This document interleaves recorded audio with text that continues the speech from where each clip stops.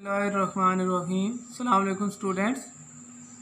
Today our topic is repair of broken bone. Chapter 16 Sport and Movement. Topic 12.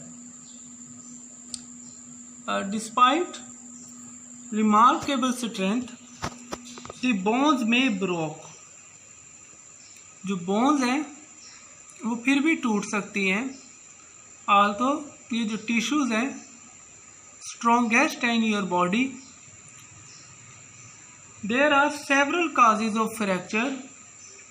It may be fracture due to injuries, sport injuries, automobile accidents and falls. And in old age it may become so weak that it can break. There are 4 phases through which we can repair your bone. These 4 phases are known as hematoma formation, callus formation, bony callus formation, remodeling. Hematoma formation first step. इसके अंदर 3 main processes होते हैं. When a bone breaks, ये जो internal blue colour की आपको line नजर आ रही है, I displayed it as a bone and this is the surrounding muscle. When a bone break, जब एक बोन टूटती है, the blood vessels present in the bone, वो ब्लड वेसल जो कि बोन्स के अंदर प्रेजेंट होती है वो भी क्या कर जाती है, रप्चर कर जाती है. So due to rupturing all blood flows outside. जितना भी उन वेसल्स के अंदर ब्लड की सप्लाई होती है वो अपने वेन से निकल के कहाँ पे आता है, नालियों से निकल के कहाँ पे आ जाता है, in the surrounding tissue and form a clot and that blood clotted. This clotted mass of blood is known as hematoma formation. ये जो जमा हुआ खून का लोथड़ा होता है इसे हम क्या कहते हैं, haematoma formation. Due to the disconnection of the blood supply, the next cells present in the bone is deprived of food. उन्हें खुराक की सप्लाई नहीं मिलती. They start die. वो क्या होना शुरू हो जाते हैं, इर्द गिर्द के टिश्यू मरना शुरू हो जाते हैं क्योंकि उनके ब्लड की सप्लाई जो है वो क्या हो जाती है, रुक जाती है. So the 3 process. First, bone break down. Second, vessels in the bone break down. Third, blood flows outside. Fourth, that blood clotted. Fifth, the tissues surrounding the blood vessel become die due to the supply line, cutting off supply line, food supply line. Second is callus formation. In callus formation there are several processes that takes place. First is capillaries start to growing. Capillaries हैं वो क्या करना शुरू कर देती हैं, grow करना start कर देती हैं. Second, amorphous mass of blood start accumulating. और यहाँ पे ब्लड का और टिश्यूज का एमोर्फस सा यानी कि बेतरतीब जो मैस है वो इकट्ठा होना शुरू हो जाता है. After that it starts clearing debris. वो जो वहाँ पे डेब्रिस होता है,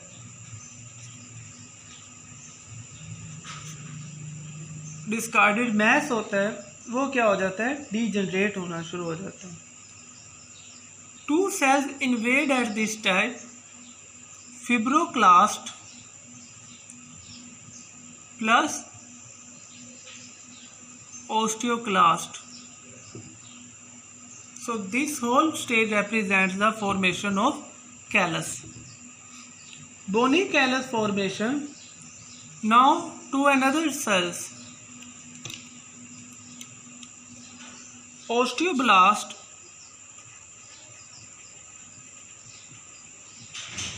plus osteoclast. Both these cells accumulate and start filling this space.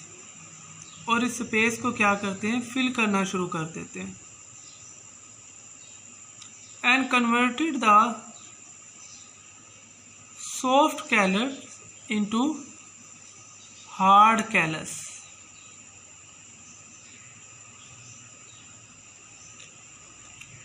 Convert the soft callus into hard callus because these two cells are bond forming and bond dissolving cells. We have already studied that. Remodeling. After formation of a bony callus, the bone is reshaped. Bone is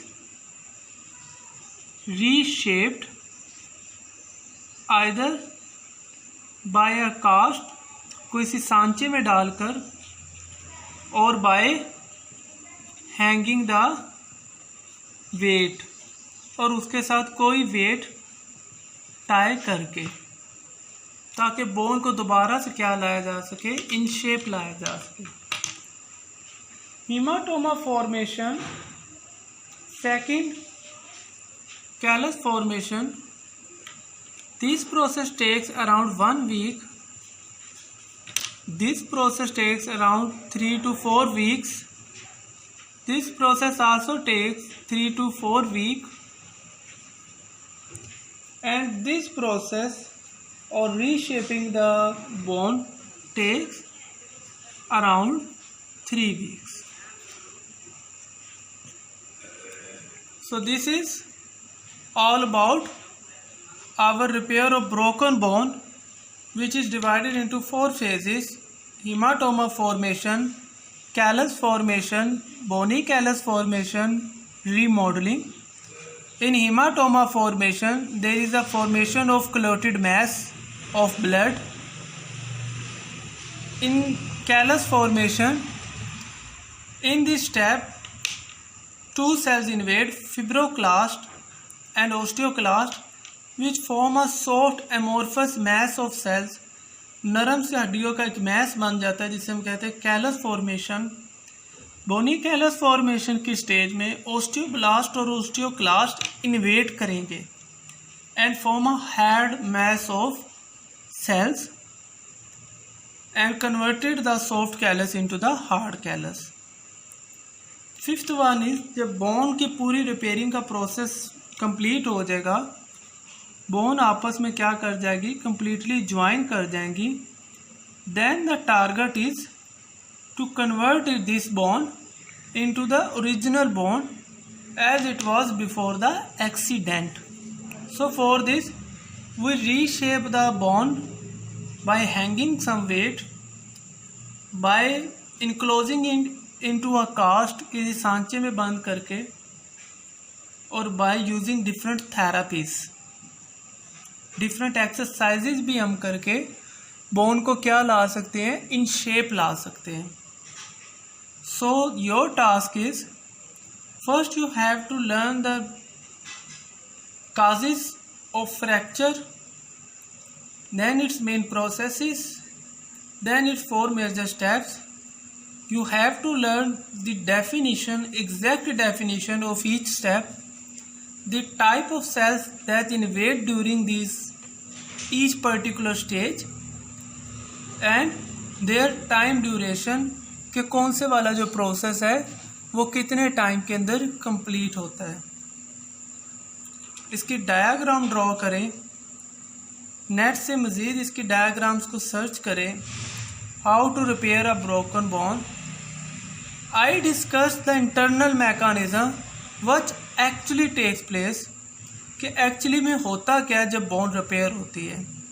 सबसे पहले क्या होता है, वो पूरा deformity में जाती है, सारी ब्लड वेसल रप्चर करती हैं, देन वो आहिस्ता आहिस्ता क्या होता जाता है, रिपेयर होना शुरू हो जाता है, रिकवर होना शुरू हो जाता है through the different series of step. So this is all about today's lecture.